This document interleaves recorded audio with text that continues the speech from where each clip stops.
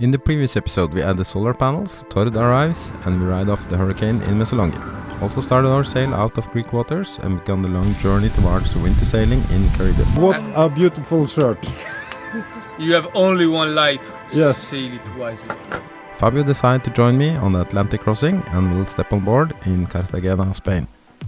In this episode we are crossing the Tyrrhenian Sea, sail through the Strait of Messina and fight the worst thunderstorm ever. Also make a landfall at Sicily as a safety stop.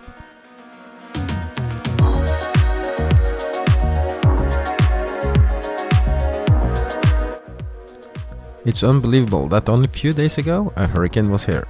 What a beautiful day for sailing. The total distance of this leg is depending on where we make the first stop and could be everything between 500 to 700 miles. Sov godt I natt, Tord? Sover veldig godt. Ja, ja. Du har ikke sovet så mye. Nei, ta en liten dupp nå. Just after sunset we hit the unmarked fishing gear. I noticed a strange line bouncing in the ocean behind us. Unmarked fishing gear is a major problem in these waters, and now we have only 1 hour to sort this out before it gets dark. Many meters of floating rope with some fishing gear was tangled around our keel and rudder while sailing quite fast.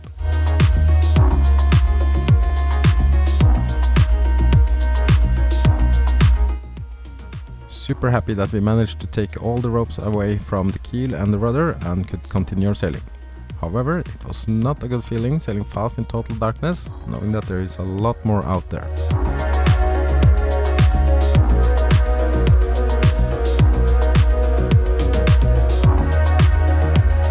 After a tiring night, daylight returns with good sight of land, the coast of Italy to our starboard side as we are getting closer to the Messina Strait.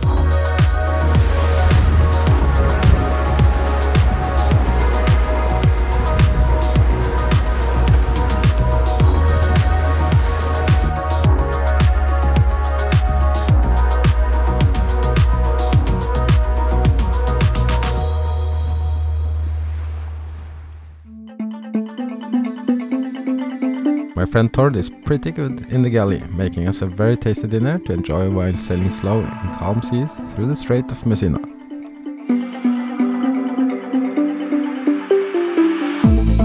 Before starting our night sailing through the Messina Strait, we asked the Messina VTS for permission to sail through the strait. This is a very busy passage with ferries, freight ships and tankers, and strict rules with separate zones. We sailed beam reach, so it was quite an uncomplicated passage for us, and we used our radar and IS to paying a close attention to all the traffic in order to avoid any conflicts.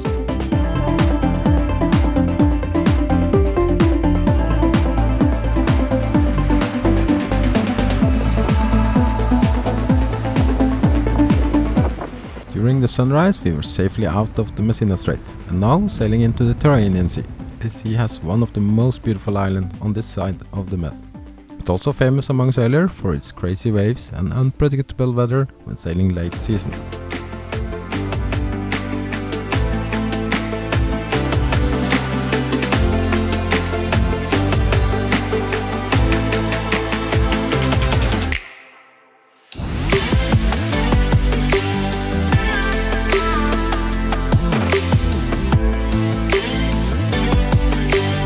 We had planned to make our first stop at Lipari, with the reputation of being a beautiful place, but with wind gusts at 40 knots and steady above 30 on our stern, it was not ideal. Also looking closer, we could see sailboats struggling inside the port, leaving one after each other.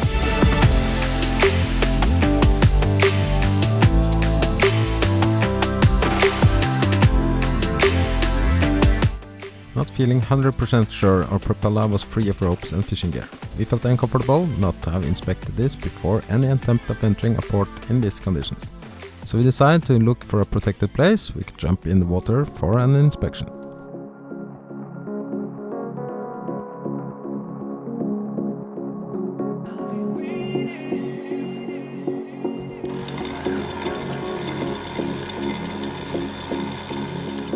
We tried a few spots that on the map looked perfect, but the swell made them not favorable for our mission. Arriving Vulcano, we managed to squeeze in, be free and drop her anchor for an inspection below. Starting up the engine on a safe distance with the exit possibilities by sail if there should turn out to be any problems with our propeller.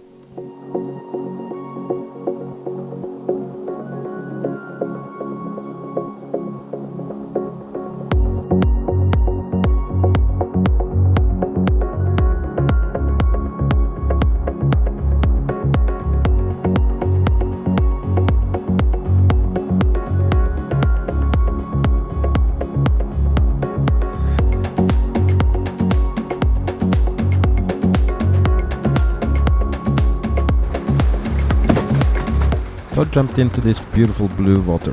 He wanted to swim the Italian waters, and I could stay on board ready to take any action, as we did not have any good hold on our anchor. Ja.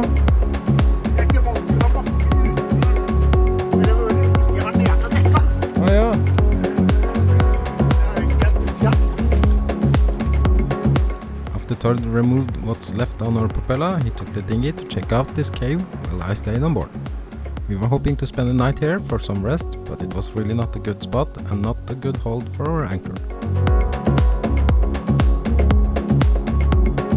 Also, the weather changed again and the wind picked up, so we had no other options than to keep on sailing. Also because we are on schedule for Tord's flight from Sardinia.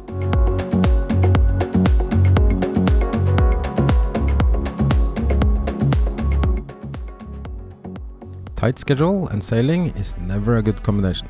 It only makes things stressful, and sometimes you sail when it would be better staying in port.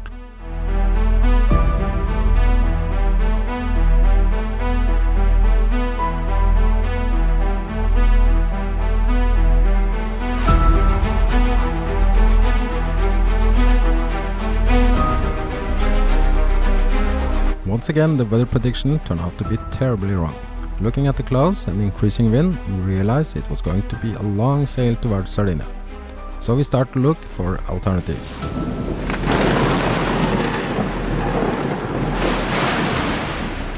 With crazy amount of strikes around us, the thunderstorm was so intense we decided to turn and make a landfall at Terracina, a charming place southwest of Palermo. When calling this port, it's the Coast Guard that answers the phone. They were super friendly and helpful and told us that we could go alongside behind their boat. We could stay there for free, and because we already was checked in to Europe, we did not have to do anything. We just love it.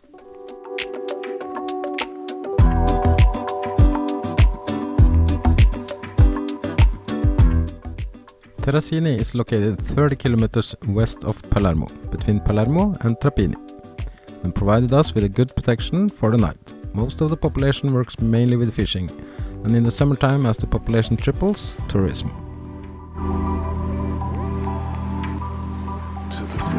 A bit tired after all the things that happened to us, we decided to stay one day for sightseeing. We had lunch at Piazza del Duomo with view to the beautiful Chiesa Madre from the 18th century.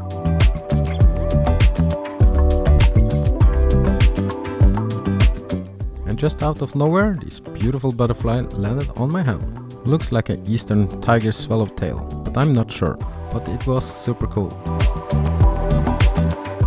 While taking in all the beauty of this town, we were still walking, trying to find a ship chandelier. We need to find an Italian Curtis flag, light bulbs or stern navigation light, and a few more things.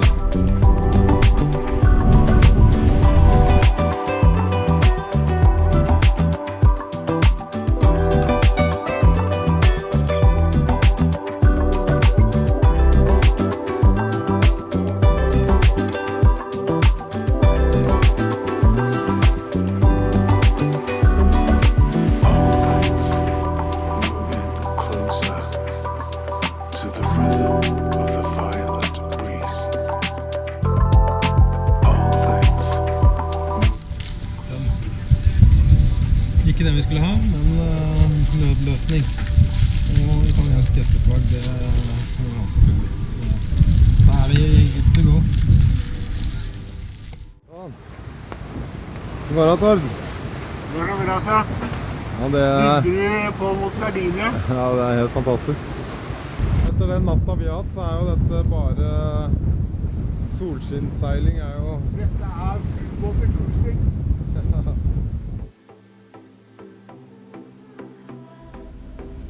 The wind totally died out, and we had to run our engine for the next 7 hours, trying to reach Olivia Marina in daylight. I was really surprised by the beauty of this region, and it was so sad to realize I would not have time to explore more of all the islands around Sardinia. Not only because of Tord's flight from Sardinia to Norway, but also a scheduled stop outside of Palma and Fabio entering later in Cartagena.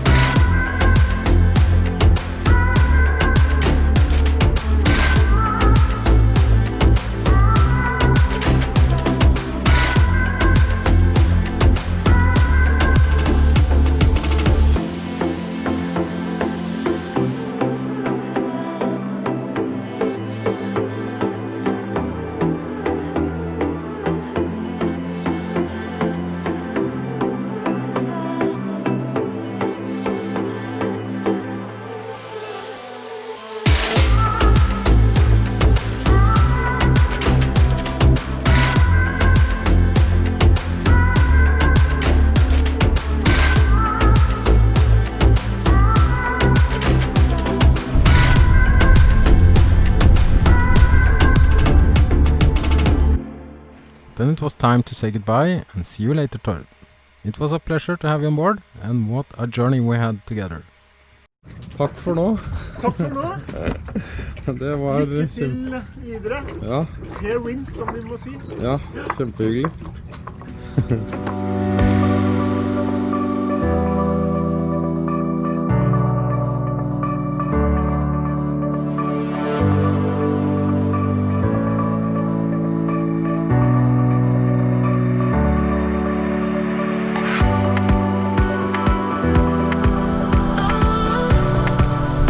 In the next episode I'm sailing solo, non-stop, 376 nautical miles from Sardinia to Palma, Mallorca.